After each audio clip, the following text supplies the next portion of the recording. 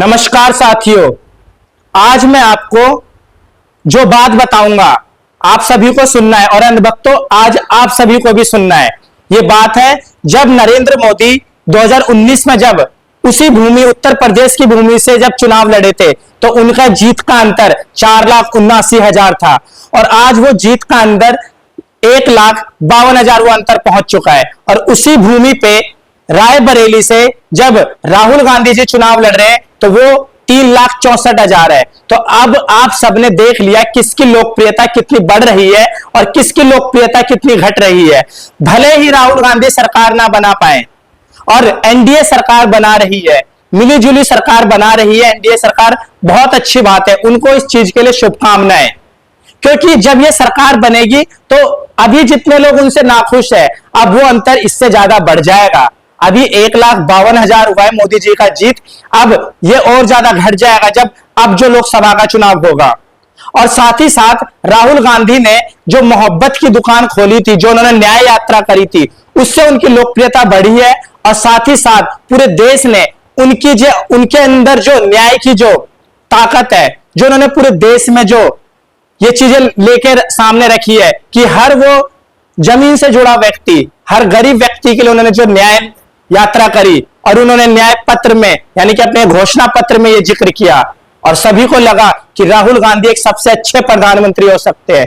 बल्कि इस पूरे चुनाव के दौरान मैं कहूंगा प्रधानमंत्री ने एक बार भी अपने घोषणा पत्र का जिक्र नहीं किया कि उनके घोषणा पत्र में उन्होंने क्या क्या वादे किए हैं, बल्कि पूरे इस चुनाव के दौरान इन्होंने राहुल गांधी और कांग्रेस को निशाना साधा। बल्कि उन्हें अपने पिछले 10 सालों के चुनाव के बारे में बात करना, 10 सालों के कार्यकाल के बारे में बात करनी चाहिए थी कि उन्होंने क्या क्या जनता को दिए, परंतु उन्होंने नहीं बोला। और साथ ही आज अयोध्या नगरी, जिसे पूरे अंधभक्त ट्रोल कर रहे हैं अयोध्या नगरी वासियों को कि वो लोग दोगले हिंदू हैं, जिन्होंने बीजेपी को वोट नहीं दिया और जिन्होंने वहां से बीजेपी को हरा दिया। अब आप लोग समझ सकते हो।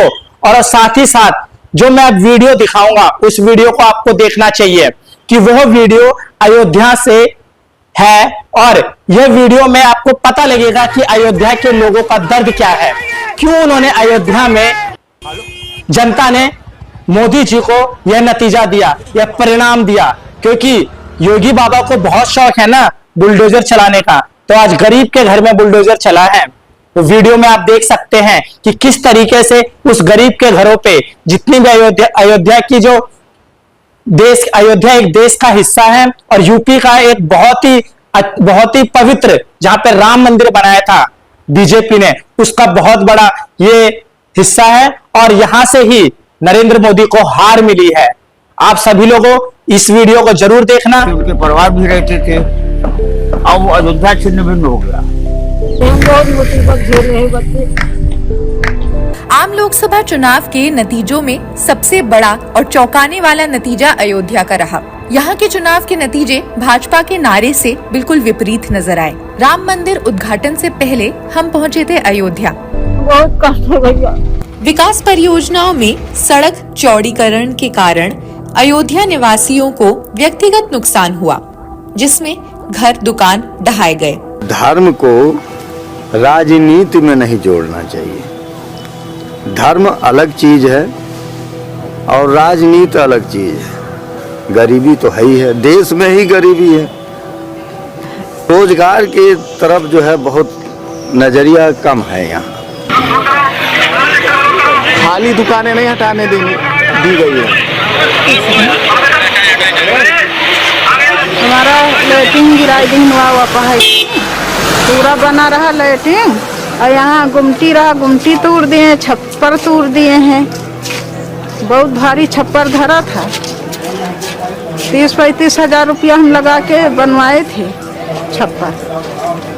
सरकार की तरफ से जितनी भी योजनाएं आती हैं यहाँ कुछ नहीं लागू हो पाती। अभी तो एक ही साइड, अभी तो यहाँ पे एक साइड रोड की साइड चौड़ीकरण करने के लिए कर रहे हैं। तो पहले वो अयोध्या का करेंगे, उसके बाद गुप्ता घाट का, फिर इसके बाद इसका नंबर आएगा। बात तो मैडम हम लोग यहाँ के मूल निवासी हैं। अब आप देखिए कोई योजना हम लोगों के लिए नहीं है, बस योजना है भी तो सिर्फ दिखाने के लिए। और दूसरी चीज, हम लोग मुगल जमाने से अंग्रेज शासन से हम लोग यहाँ पे रह रहे हैं और यहाँ की शासन प्रशासन बोलती है कि हम लोग अनऑथराइज बसे हुए हैं। खाली दुकानें नहीं हटाने देनी दी गई है।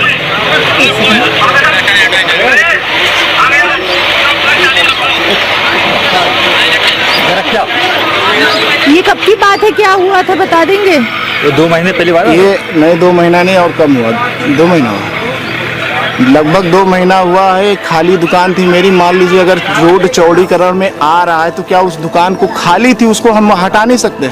यहाँ जो है समस्या बहुत सी हैं, कई समस्याएं हैं, जैसे कि यहाँ पर शौचालय नहीं है लोगों के पास, आवास नहीं है, फौज बनने नहीं देती, सरकार की योजना आती है कोई लाभ नहीं है, सरकार की तरफ से कोई भी योजना का लाभ नहीं है। प्रधानमंत्री आवास योजना यहाँ पर किसी को एक भी आवास नहीं मिला है, यहाँ पर सरकार की तरफ से कोई लाभ नहीं, शौचालय तक। हमारा लैट्रिन गिराई दिन हुआ है, पूरा बना रहा लैट्रिन और यहाँ गुमटी रहा, गुमटी तोड़ दिए, छप्पर तोड़ दिए हैं।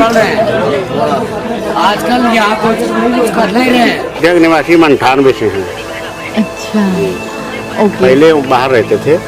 कहाँ रहते थे? हम रहते थे जिला जालौन, बाकी वहाँ से आए रिश्तेदारी में यहाँ, तो थोड़ा जॉब मिल गया छोटा मोटा निगम में। अब तो अयोध्या फैजाबाद एक जुड़ गया ना, पहले अलग था, काफी बीच में गैप था, कम से कम 1 किलोमीटर गैप था जब हम आए थे। अब इस समय तो पता नहीं लगता कब फैजाबाद खत्म हुआ कब अयोध्या आई। विकास सौंदर्यीकरण में ज़्यादा हो रहा है नगर निगम में, और हम 78 से हम यहाँ फैजाबाद में। ऐसा है कि इसमें चेंज जो है वैसे भी प्रकृति का नियम है, और रह गई तो बदलाव तो स्वाभाविक है, बहुत कुछ बदलाव है, सरकार की वजह से भी बहुत कुछ बदलाव है, और साफ सफाई में, रोड में, विकास में, हर तरह से बदलाव है।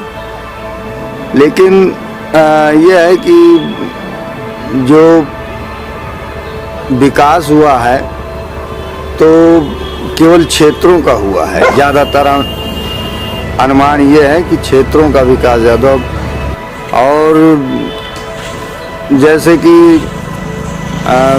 घरेलू स्थितियों में, जैसे व्यापार में है या धंधे में है या नौकरी में है, इसमें जो है उस तरह से बदलाव नहीं समझ में आता, क्योंकि यहाँ बेरोजगारी भी समझ में आती है कि जो 7-8 हज़ार के वेतन में आदमी एक परिवार चलाता है, तो बहुत यहीं से आप समझ लीजिए कि बहुत गरीब हैं आदमी जो 7,000 में काम करते हैं। 7-8 हज़ार में कहाँ कैसे परिवार चलेगा? यहाँ के लोगों ने दावा किया, घर तोड़े जाने के बावजूद इन्हें मुआवजे नहीं मिल पाए।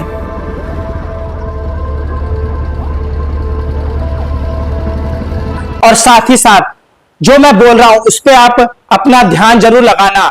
धन्यवाद। कमेंट में अपना जरूर बताना।